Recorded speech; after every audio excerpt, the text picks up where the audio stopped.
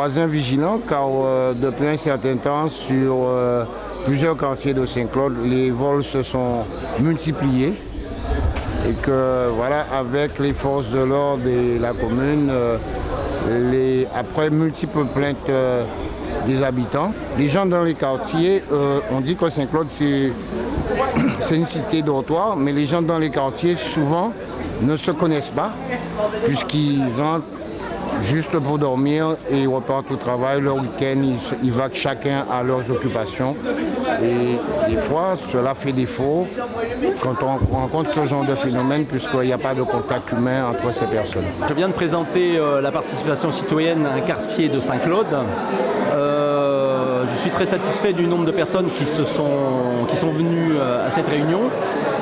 Je veux faire passer le message, la gendarmerie veut faire passer le message au maximum de voisins pour créer ce qu'on appelle la participation citoyenne, c'est-à-dire une action de gens, de voisins entre eux, qui refassent passer le fil, qui fassent passer la communication en vue de se protéger eux-mêmes et de nous avertir en cas de problème particulier, une voiture qui circule dans un quartier, un individu qui n'est pas connu du secteur qui se présente dans une rue.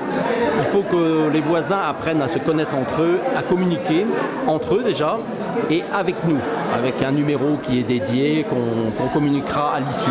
L'intérêt de la participation citoyenne qui a déjà été testée en métropole et qui marche très bien doit fonctionner sur la Guadeloupe. On commence par Saint-Claude et les quartiers.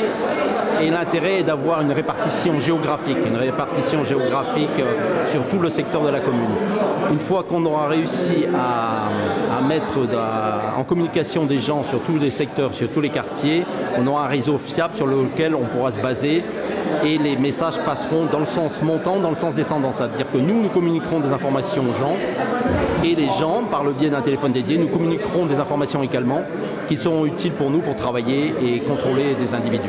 On n'est pas dans la délation, pas du tout, on est dans la citoyenneté.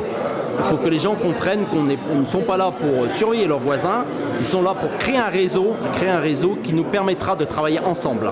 Ils seront nos yeux et nos oreilles. Nous avons voulu aujourd'hui tenter une opération avec la population, faire en sorte qu'elle se sente bien sûr impliquée.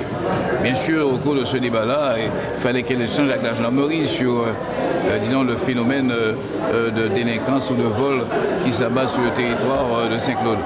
Mais là, il s'agissait quand même en même temps de discuter, mais d'avoir l'adhésion de cette population qui est venue nombreuse pour une opération qu'on appelait par le passé voisins vigilants et qui s'appelle désormais participation citoyenne. Obtenir l'adhésion de la population, disons, pour se comporter autrement et faire en sorte qu'elle soit déjà, disons, dans une démarche de prévention. Et après le débat maintenant, nous avons deux quartiers qui, disons, ont affiché leur volonté d'expérimenter ce dispositif qui a trait dans d'autres territoires.